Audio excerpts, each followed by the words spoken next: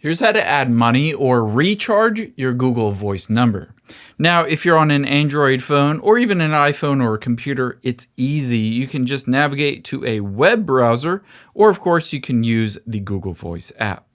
From here, I'm going to go directly to voice.google.com. And from here, just tap on your profile at the top right. Make sure you're signed into the correct Google account that you wanted to top up the money for. And next, we're going to either tap on the three lines at the top right or that gear icon at the top right.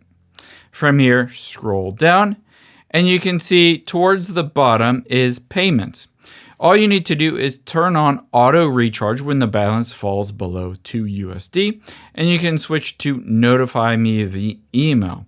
Now, I don't have a Google Voice and phone number right now, but you can always tap on your current balance to see your current balance, or tap on calling rates and it will pop up with the ability to see exactly what it would cost per minute to call different countries. Of course, on all of these, you can, again, just top up your balance to be able to make international calls. I hope this helps. If you enjoyed this video, check out the video over to my right. I think you'll really like that too. And thanks for watching.